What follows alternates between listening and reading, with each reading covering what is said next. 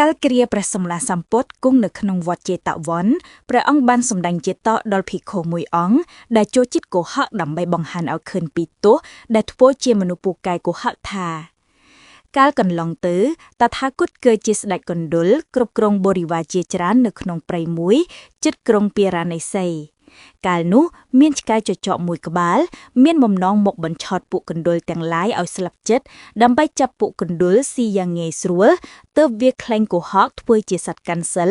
មានឈ្មោះថាអគ្គិភារៈទេវរាជដែលចេះមុនវិជាក្នុងការរាប់ចំនួននិងរាប់ខ្លួនមកជួយរាប់ចំនួនកណ្ដុរឲ្យ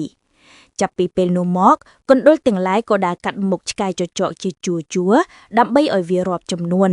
ប៉ុន្តែឆ្កែចចកតែងចាប់កណ្ដុរចុងក្រោយគេស៊ីជាអាហាររាល់ថ្ងៃស្ដេចកណ្ដុរសង្កេតឃើញថាចំនួនកណ្ដុរនៅក្នុងហ្វូងមានការថយចុះជាបន្តបន្ទាត់ទាំងដែលមិនមានហេតុការណ៍អ្វីកើតឡើងសោះក៏គិតថាប្រហែលជាស្នាដៃរបស់ឆ្កែចចកជាមិនខានលុះថ្ងៃក្រោយមកស្ដេចកណ្ដុរជាអ្នកដើរនៅចុងក្រោយគេបង្អស់វិញម្ដង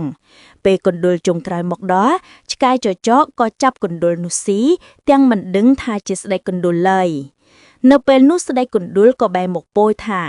អ្នកកុហកយើងថាជាអ្នកបួសធ្វើអំពើល្អតែបែរជាធ្វើដើម្បីចំអាតពួកខ្លួនទៅវិញចាប់តាំងពីពេលនេះតទៅយើងនឹងគ្មានការតាក់ទងគ្នាទៀតឡើយពលចប់ស្ដេចកណ្ដុរក៏នាំបរិវារទៅស្នាក់នៅទីកន្លែងផ្សេងបាត់អស់ទៅការក្រោយមកឆ្កែចចកការជាភិក្ខុពូកែកុហករីឯស្ដេចកណ្ដុរគឺជាតថាគតការកុហកបោកប្រាស់អ្នកដទៃដើម្បីតែផលប្រយោជន៍ខ្លួនឯងនឹងមិនបានស្ថិតថេរយូរអង្វែងឡើយ